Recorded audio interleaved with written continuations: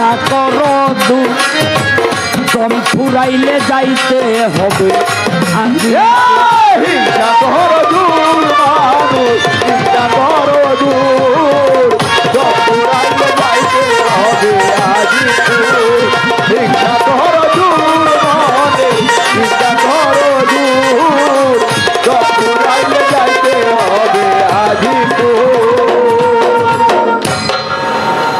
বলা কোয়া সব শেষ।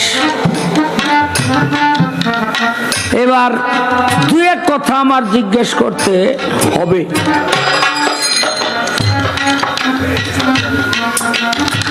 এই হাদিস পড়তে পড়তে পাইলাম কানা, লুলা, ন্যাংরা এরা কখনো পীর হতে পারবে না।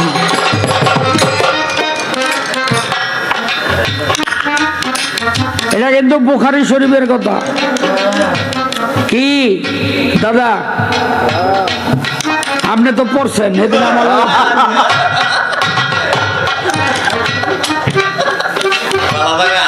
বুঝলেননি? এখন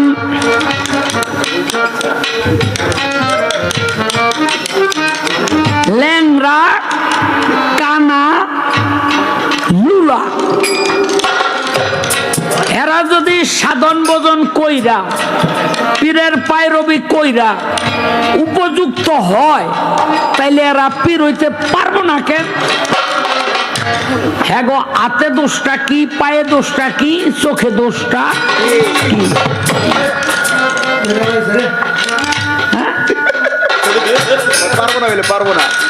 পারবো না। তুই পাইলে হরা বাজাস আর হ্যাঁ না পাইলে গান গায়।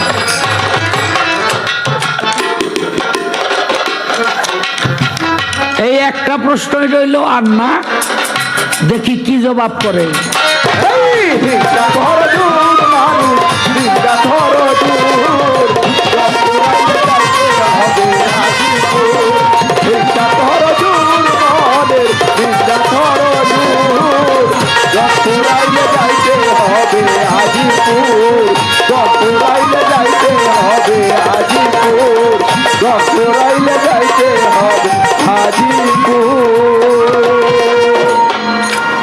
এটা গান গাইছিলাম মনমোহনের দরদি কয়ে দে তার নিগুম কথা তারে পাবো কই।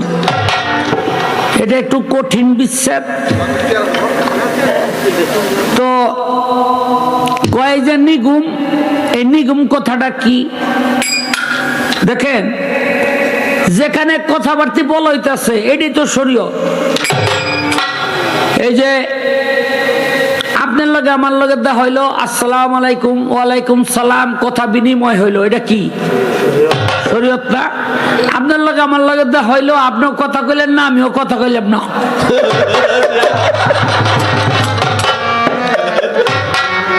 এটা হলো মারফত।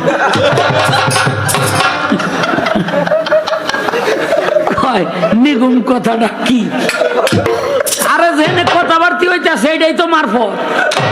এই শরীয়ত, যেখানে কথাবার্তা হইতাছে এটাই শরীয়ত। হ্যাঁ, আই লাভ ইউ,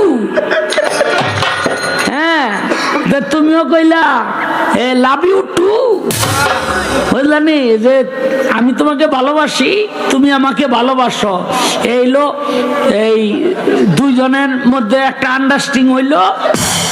হ্যাঁ, এই হওয়ার পরে দুজনের মধ্যে একটু প্রেম হইলো, প্রেমের পরে একটু কাম ভাবে গেলাম, এরপরে দু একটা ফুলাফান হইলো। হ্যাঁ, ওই যে মাঝখানে যে কিছু, ওইটা হইলো মারফত। আরে যে কথাবার্তা কইয়া দুজন কাছে আইলা, এটা হইলো শরীয়ত। হ্যাঁ, কয় নিগুম কথা। আমার যারা বন্ধু বান্ধব আছে হ্যাঁ গো কইতাছি,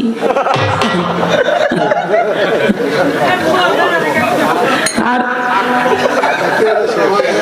যেই কথা মুখে কোন যায় না ওইটা হইলো মারফত। যেটা মুখে বলা যায় না সেটা হইলো মারফত। তোমার বেশি কিছু কইলাম না, বুঝলানি? মারফতটা মারফতই থাক।